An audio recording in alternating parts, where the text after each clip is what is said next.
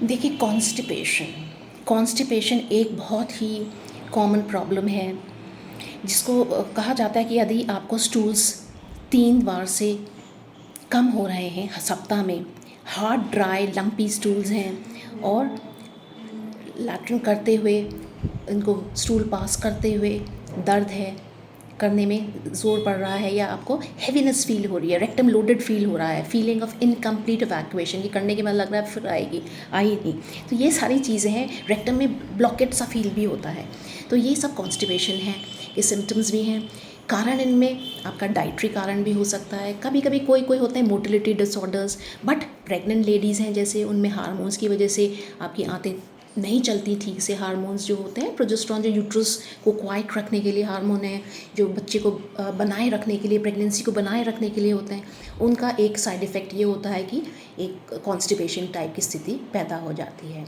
इसीलिए हम कहते हैं प्रेगनेंसी इज़ कॉन्स्टिपेटिंग। दूसरा, जो हम इसमें सप्लीमेंट्स देते हैं प्रेगनेंसी के दौरान, क्या क्या सप्लीमेंट्स होते हैं वो, जैसे आयरन, कैल्शियम। देखिए, बहुत अनिवार्य है ये, ऐसा मत सोचेंगे इनसे कॉन्स्टिपेशन तो लेंगे नहीं, इनको लेना बहुत ही ज़रूरी है।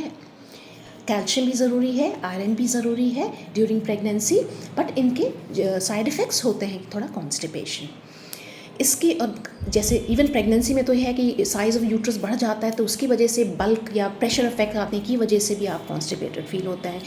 आपकी गैस्ट्रिक एम्प्टी लेट हो जाती है, जो आमतौर पे आपके 4 घंटे लगेंगे उसमें 8 घंटे हो जाते हैं गैस्ट्रिक एम्प्टिंग को होने में। तो थोड़े ये रीजंस होते हैं जिसमें कॉन्स्टिपेशन होता है। कॉन्स्टिपेशंस, बाकी मोटिलिटी डिसऑर्डर्स भी होते हैं, होने को कुछ और भी हैं, बट अभी फ़िलहाल हम इसी को डिस्कस करेंगे। और आपको बस 2 बातें मैं कहना चाहूँगी। अगर कॉन्स्टिपेशन से आप छुटकारा चाहते हैं या चाहते हैं, इसमें prevention is better than cure. एक बार हो गया तो आपको लेना पड़ेगा सहारा दवाइयों का, बट यदि आपकी फ्लूइड्स की मात्रा, पानी की मात्रा, जैसे कहते हैं 2-3 लीटर पानी पीना चाहिए, है ना, पानी हो या फ्लूइड्स हो, किसी भी शक्ल में अंदर लिक्विड जाए अगर आपको, तो आप अपने आप को तरावट महसूस करेंगे एंड आंतें भी आपकी तरावट महसूस करेंगी, आपको कॉन्स्टिपेशन नहीं होगा। अगर बॉडी में डिहाइड्रेशन होता है, पानी की रिक्वायरमेंट पानी कम ले रहे हैं जैसे, तो आंतों में से बॉडी अपने सतह ही खींच लेती है पानी, और आपका मल, जो फीसिस या स्टूल्स बनते हैं वो हार्ड हो जाते हैं। और दूसरा, एक very important thing is fibre, जिसको हम रफेज भी कहते हैं। फाइबर अलग अलग खाने की चीज़ों में होता है, जैसे कि आपके आटा है, उसमें चोकर, ब्रान जो है, फ्रूट्स हैं, फल हैं जिसमें रेशे हैं, दैट इज़ ऑल फाइबर। दाल है, उसके जितने छिलके हैं वो भी सब फाइबर है। तो एक फ़ाइबर की मात्रा डाइट में आप अच्छे से बढ़ा के रखें।